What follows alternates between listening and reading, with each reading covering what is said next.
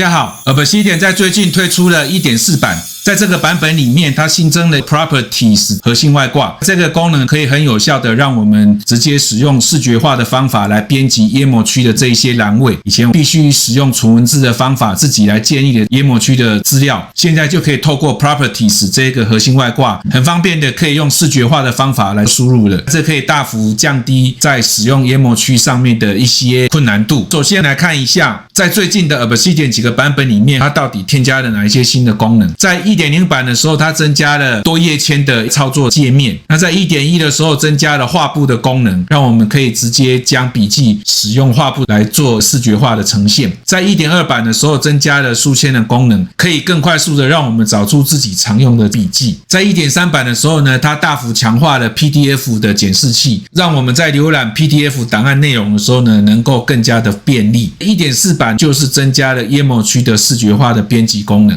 下面我們就來看一下 V1.4 版新添加的 Properties 核心外掛到底具備了哪一些方便的功能。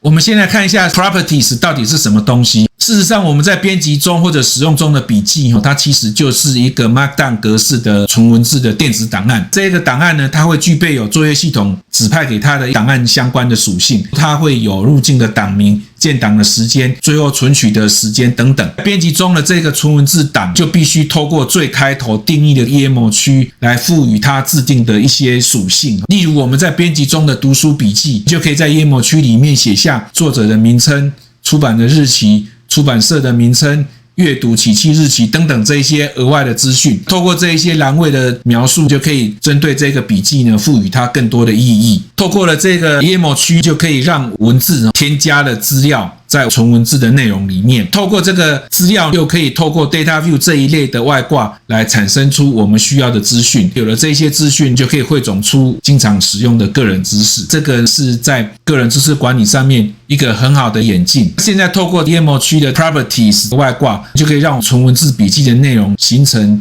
多個的資料，在將來就可以透過這些資料來產生後面需要的資訊跟知識了。那下面我们來簡單介紹一下 Properties 外掛的幾個相關的操作。Properties 新增了下面的幾個功能。第一個 Add File Property 跟 Edit File Property，還有 Clear File Properties， 這三個都是 Obsidian 系統內建的命令。只要進入 Obsidian 新的版本，它預設就會有這三個命令，分別可以讓我們來新增、編輯跟清除在頁膜區裡面的這些欄位的內容。那如果也啟用了 Properties 這個核心外掛的話，它就會新增加 Show All Properties 跟 Show File Properties。執行了這個新的命令以後，就可以在右邊的側邊欄裡面就會顯示出所有使用到的特性，或者是我這個檔案使用的特性，我們就可以使用視覺化編輯的方法來做這一些內容的編輯。比如說，我可以新增一個日期跟時間，這個就是透過它的核心外掛來達成的功能。有這幾個功能要做設定，可以在 Editor 的 Display 裡面可以把最開頭頁膜區的內容整個隱藏起來，只要不勾選 Show File Properties 這一個選項，就可以將筆記最開頭的頁膜區的內容給整個隱藏起來。我們來設定看看，進入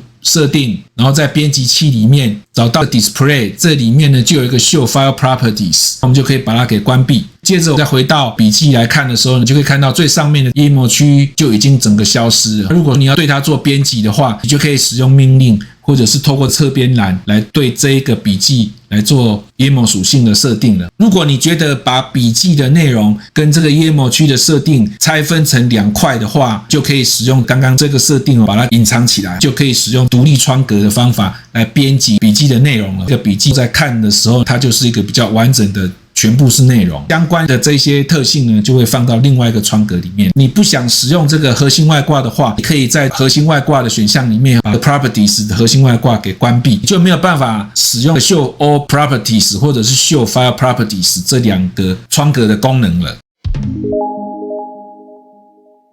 Properties 有6個特性的種類，透過特性的種類，我們可以限制欄位輸入的格式，這樣子可以防止我們輸入錯誤的格式。它有文字的格式，這個是最常見的格式，你想要它是什麼內容就直接輸入什麼內容。那也有清單的格式，就是可以用下拉選單的方法來選擇的。那也可以有數值的類型，你只要指定了它是數值類型，就沒有辦法輸入英文字母，或者是把它輸入成负零值的 checkbox 的類型，就是只能勾選或者是不勾選来表示它是不是具備有某一個特性。也可以使用日期，那有了日期格式以後，就會出現一個日期的選單來選擇日期。那或者是設定成是時間，就會是日期加時間的類型，就可以用日期的挑選跟時間的挑選來組成你的時間的欄位。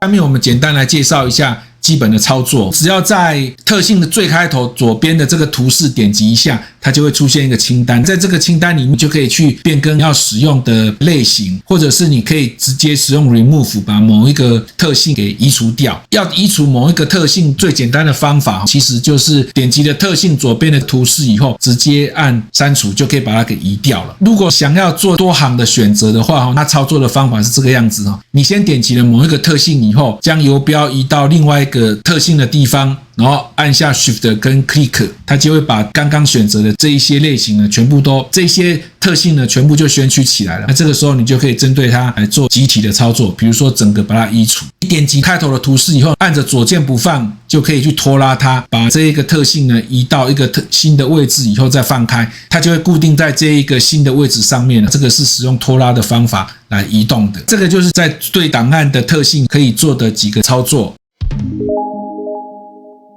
下面這一些是我覺得使用 Properties 它帶來的一些好處。第一個就是一致性，雖然頁膜區可以透過模板來產生這個初始的欄位，但是隨着日子的增加，我們都會去變更這一些特性，因此它跟標籤一樣，將來都會面臨不容易管理的問題。透過這個核心外掛的功能，可以讓我們做到比較好的一致性的運用，將來就不會特性越來越多，變成跟書籤一樣越來越難管理。另外，在特性的窗格裡面，可以點擊某一個特性，它就會用全文檢索的方法來搜尋出使用的這一個特性的特定的筆記。但是我發現它是使用全文檢索的方法來做的，因此效率上並不會特別的快速。另外就是在易用性上面的大幅增強，它可以方便 Obsidian 的入門者在使用 FragMator 的一些門檻，而且可以透過類型可以幫我們做輸入的檢核，可以確保輸入進去的內容是符合格式的資料。這個是我覺得 Properties 能夠帶來的幾個好處。接着來講一下我遇到的幾個問題。第一個就是它沒有辦法把模板裡面的特性給移除掉，因此我在模板裡面有設定了挑選性質的設定，會顯示在下拉的選單裡面。比如說我這個 type， 我是把它設定成是清單的格式，結果專案筆記跟模板裡面的這個選項都出現了，它目前沒有辦法跟模板做比較好的整合。另外就是我的修改時間是透過 Linter 這個外掛來自動在存檔的時候做變更的，但是目前它沒有辦法做變更了。我這個修改日期，我這個時候如果按了 Ctrl+S 存檔，以前它會自動馬上變更成修改後的時間，但是目前沒有辦法做變更，這個是我目前遇到的2個小問題。我覺得隨着 1.4 版的功能新增，比如說昨天又釋出了 1.4.1 了，我相信這些不相容的問題會慢慢的減少，而且針對特性增加的其他的外掛也會越來越多，會更加方便我們在頁膜區的輸入。今天就介紹了 1.4 版新增的 Properties 功能，希望對大家在使用頁膜區的編輯上能夠具備有更大的一個效用。如果各位覺得我介紹的 Obsidian 知識對你在操作 Obsidian 上